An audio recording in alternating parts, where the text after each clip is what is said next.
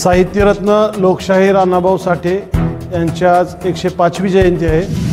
त्या जयंतीनिमित्त सर्व शाहूनगरवासियांना, देशवासियांना आणि रशियातील जे अण्णाभाऊ साठे यांचे अनुयायी आहेत त्यांना सर्वांना 105व्या जयंतीनिमित्त हार्दिक शुभेच्छा।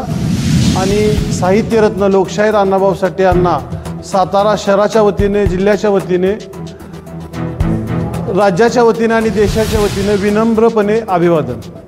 जय भीम, जय भारत, जय अण्णाभाऊ, जय लवजी।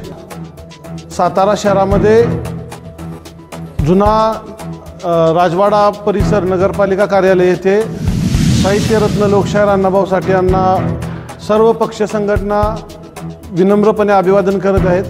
त्याच पद्धतीने आज आम्ही सर्व एकत्र येऊन साहित्य सम्राट अण्णाभाऊ साठे यांना अभिवादन केलेलं आहे। तसेच जयंतीनिमित्त सायंकाळी अतिशय उत्कृष्टपणे एक नियोजन केलेलं आहे। त्याचं साहित्यरत्न लोकशाहीर अण्णाभाऊ साठे यांचं जी विचारधारा आहे, त्यांच्या जीवनावर जो चित्ररथ समाजापर्यंत अण्णाभाऊंचे विचार पोचवेल अशा चित्ररथाला प्रथम क्रमांक आपण 21,000 रुपये बक्षीस देणार आहोत जयंतीनिमित्त। दुसऱ्या नंबरला 11 आणि तिसऱ्या नंबरला 7,000 रुपये देणार आहोत। आणि तो कार्यक्रम संध्याकाळी 10 वाजेपर्यंत आपल्याला संपवायचा आहे। त्यामुळे सातारा शहरातील सर्व मंडळांना आव्हान असेल की आपण गांधी मैदान येथे आपले सर्व जे मंडळे असतील ते घेऊन गांधी मैदान येथे यावे आणि तो कार्यक्रम व्यवस्थितरित्या पार पडेल। सर्वांना क्रांतिकारी जय भीम। आज साहित्यरत्न लोकशाहीर अण्णाभाऊ साठे यांची 105वी जयंती आहे। अण्णाभाऊ साठेंचा आणि या सातारा जिल्ह्याचा अतिशय जिव्हाळ्याचा संबंध आहे।